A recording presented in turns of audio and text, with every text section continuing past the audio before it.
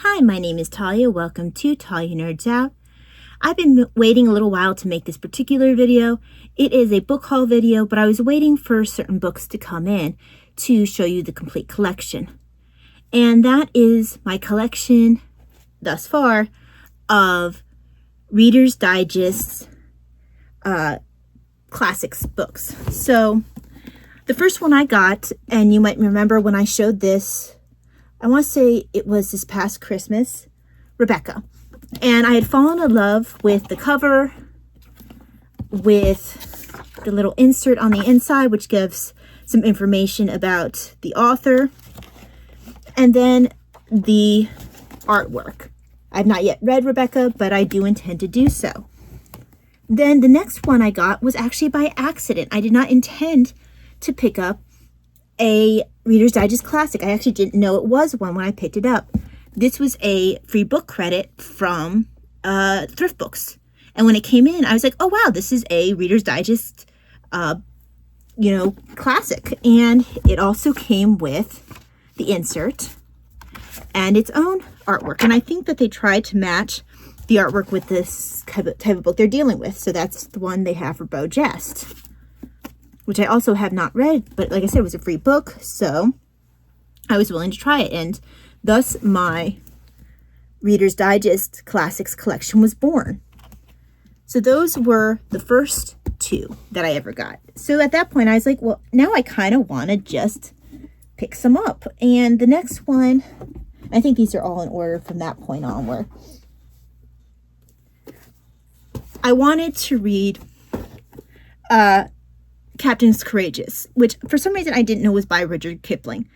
I've never read it. I had only seen the movie, the one with Spencer Tracy, I believe. And it's been a very long time, but I've never read the actual book. Now this one, it does appear that the insert did not make it with this one, which will be the first one that I had that did not make it with its insert. But it does have its drawing on the inside, and it is a Reader's Digest classic with, you can see it has a lot of the same look of these other ones. Then the next one, this one was a free book credit. Actually, I might have gotten this one before Captain's Courageous. This was a free book credit from Thrift Books also. It's amazing, these free book credits that are Reader's Digest's classics, and I'm not sure if I realized that this one was going to be a Reader's Digest classic either when I got it as a free book credit. So just as beautiful as the other ones. This one did come with the insert that was supposed to, and actually that gives you a good idea of the artwork. I haven't read Robin Hood forever, and the last time I read Robin Hood, it was the Illustrated Classics, Illustrated Children's Classics, that series, and I know that would have been abbreviated. Look, I like the way that's, I want to have one more piece of art, one of the full plates. Let's see, I know there's more art in here, I just have to find it. Oh, there it is, okay. So this is the wrestling with Master Stutley, I think it is. So that's nice and pretty. Now, I had been torn whether to put this with my folklore, or if I should put this with my Reader's Digest collection. I decided to put with the Reader's Digest collection because I didn't really want to break up the set, even though it does count as folklore because it's something that's been changing through oral tradition for quite a while. But anyway, this, I actually picked up other Reader's Digest classics because this came in a bundle, but I wanted this one. So this is the whole reason why I picked up this particular bundle.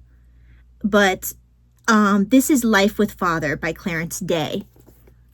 What I know this for is it's a kind of quirky movie with, oh gosh, who is the actor?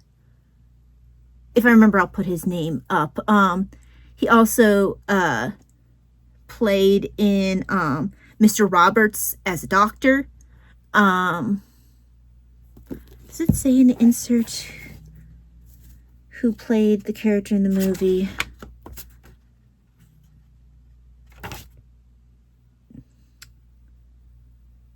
No, I don't think it says who played the character in the movie. But the movie has a quite young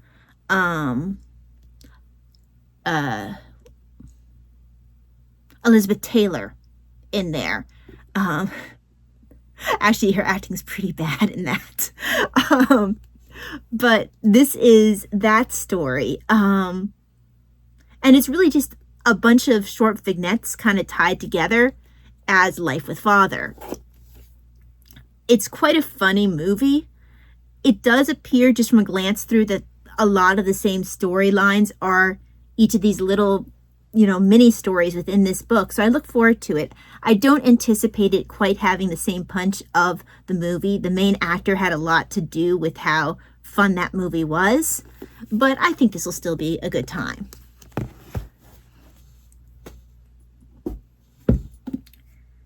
Okay, and then this also contributed. I wanted to read Kim. I don't think I've ever read Kim. And when my mom read the description, because she also does not remember reading Kim, and we looked into it, I was like, oh, that sounds like it'd be kind of fun. So this is another Rudyard Kipling. It does come with the insert. Another one with a beautiful cover, which is to be expected with these books. And let's see the pictures on the inside. So again, another different style for the artwork. Each book, kind of like my fairy tale and folklore library books, where all of them have a different art style. That seems to be the case with these books as well.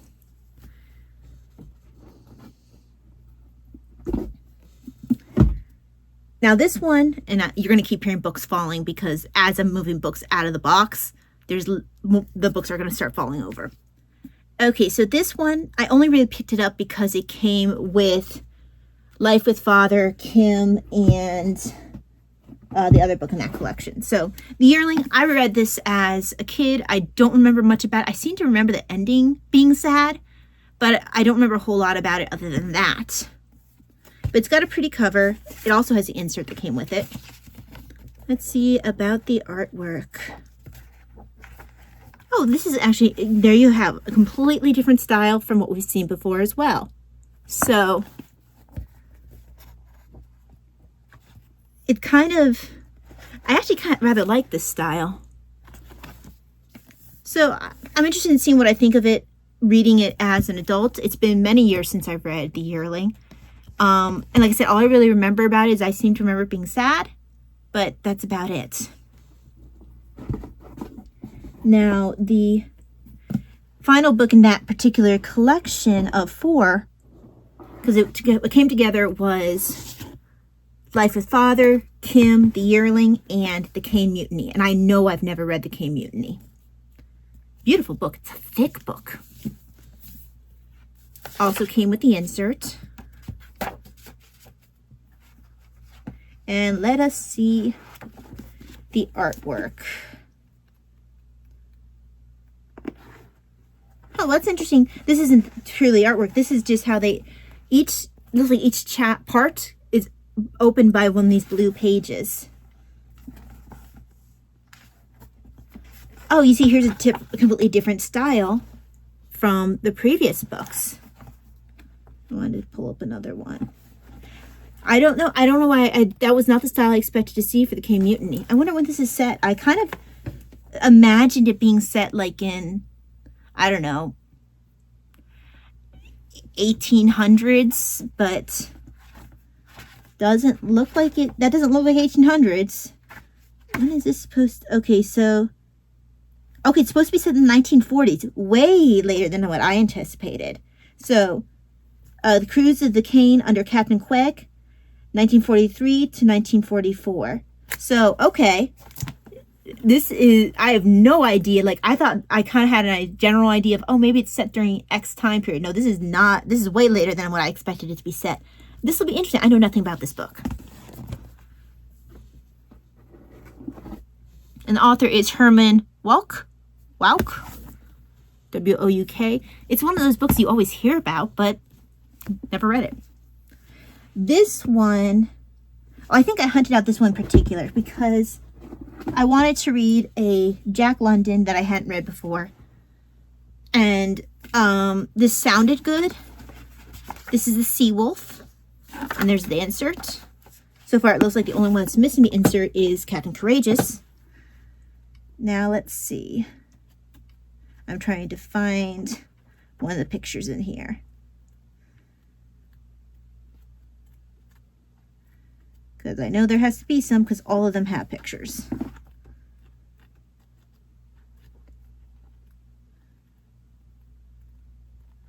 Oh, there we go. Oh, I kind of like that. So, there we go. It's a kind of reddish. Now, this is, I think, a little bit more of the feel I expected for the Cane Mutiny, which seems to be, which is later.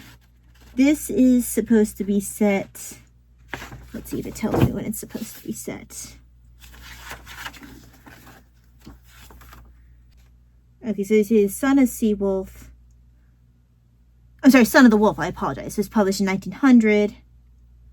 Carlisle, 1903. Okay, so it's followed in 1904 by the Sea Wolf. So this is set actually closer to when I thought the Cane Mutiny would have been set. So this is more of what I thought I was potentially looking at with the Cane Mutiny.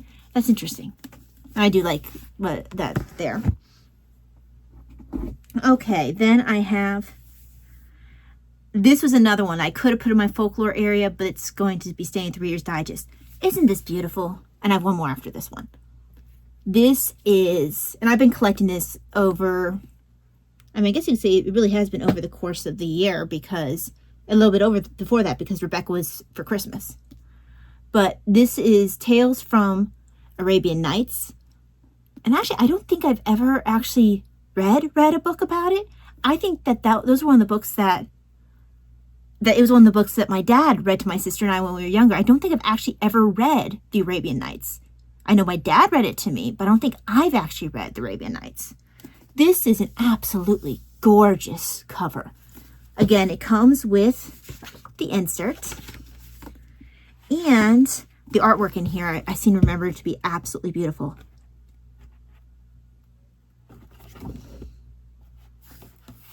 So here's some of it.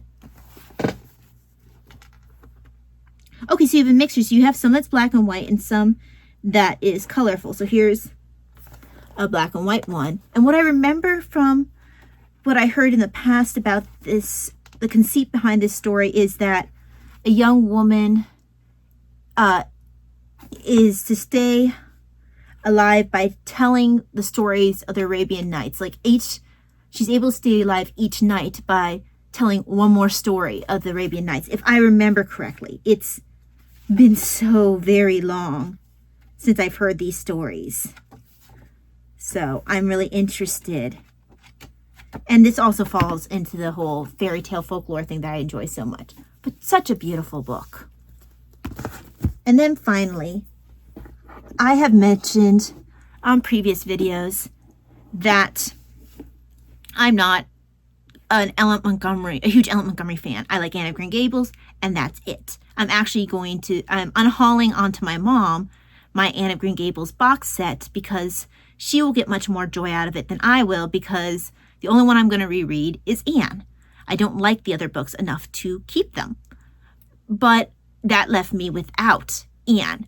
And I ended up looking for and picking up the Reader's Digest classic version of Anne of Green Gables, which is quite a lovely book. Now, this one also looks like I didn't get the insert with this one either. So the only one that I don't have the inserts for are Captain Courageous and Anne of Green Gables, which coincidentally are both green books. And the illustrations for this one, actually, I should have gone and looked at the page number. So, okay, 1819. Oh, actually, here we go.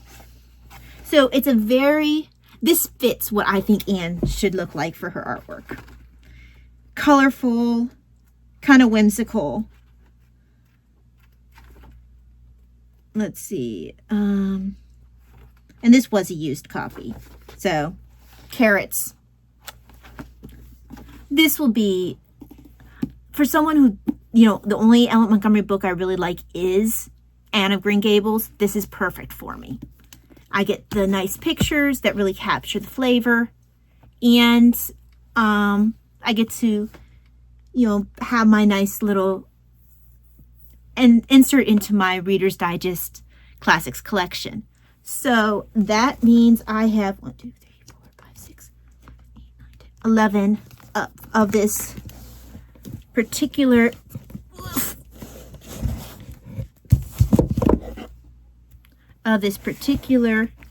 collection.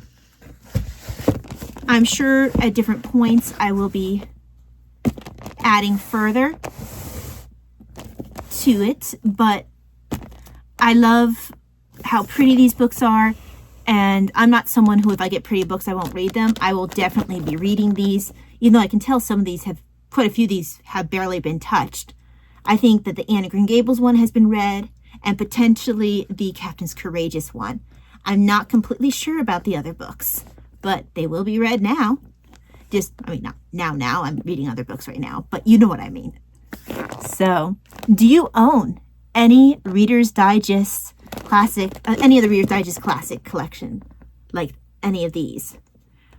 They're absolutely beautiful, aren't they? And can you think of specific ones you would want in this collection? Or would you want as many of this books from this collection as you want, as you'd like? You know, any of the books that you would like specifically in this collection. I don't know. So, yes, I've been wanting to share this collection with you for a while. I look forward to being able to put it in the spot that I cleared out on my dresser for it. Because then I can look at their lovely bindings when I walk by and look forward to the time where I will pick one out and decide today is your day to be read. Anyway, thank you very much for joining me. Hope that you have a blessed day, and I will see you again in the next video. God bless. Bye.